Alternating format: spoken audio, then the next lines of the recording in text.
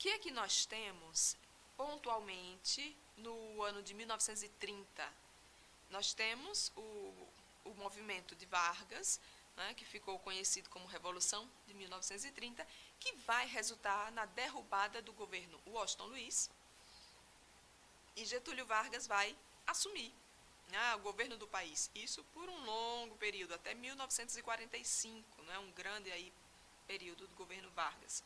Nós temos aí, em termos de educação, a criação do Ministério da Educação, que não é criado com esse nome, né? Nasce como Ministério dos Negócios da Educação e Saúde Pública, ou seja, é uma pasta em que se dividem os negócios da educação e da saúde. Mas, claro, já é um passo, né? É um passo, grande passo na organização, no pensamento, na definição dos serviços que seriam atribuídos à educação. Então, a educação ela passou a integrar um ministério. Em termos gerais, o que é que a gente tem no Brasil? A gente tem, né, uma indústria crescente, se fortalecendo, adquirindo um ritmo mais rápido de desenvolvimento, e com o desenvolvimento industrial, que a década de 1930, né, nela nós vamos assistir, vai se exigir, né, um aumento na quantidade de trabalhadores, e que vai aumentar muito nas décadas de 40, 50. Então, o que ocorre entre 1930, 1940 até a década de 50? Nós vamos ter uma necessidade maior de mão de obra, razoavelmente especializada. E, para isso, era preciso investir em educação.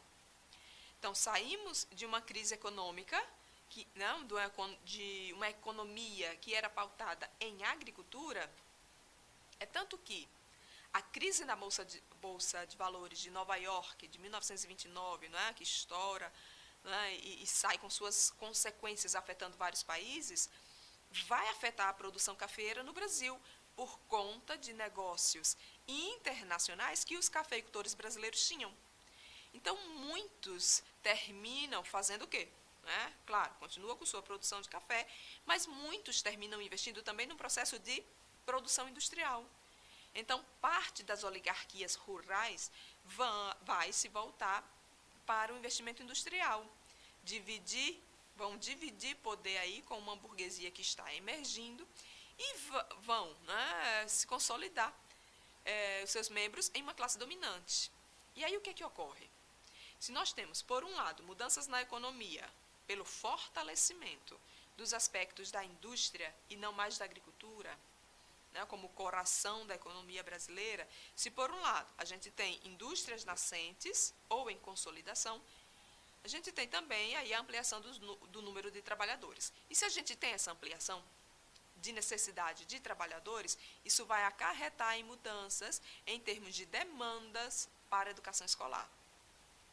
Isso faz sentido quando pensamos nas razões pelas quais foi instituída a educação por parte de uma agenda ministerial.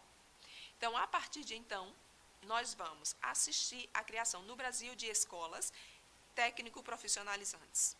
Então, com a indústria, a necessidade de formação em escolas profissionalizantes se fortalece. Então, a partir desse período, pós Primeira Guerra Mundial, nós vamos ter países envolvidos na guerra que terminam, alguns deles, afrouxando, alguns mais, outros menos, mas afrouxando a sua produção industrial, em termos de diversificação, o que vai possibilitar o desenvolvimento da indústria nacional daqueles outros países que não estão envolvidos diretamente com a guerra.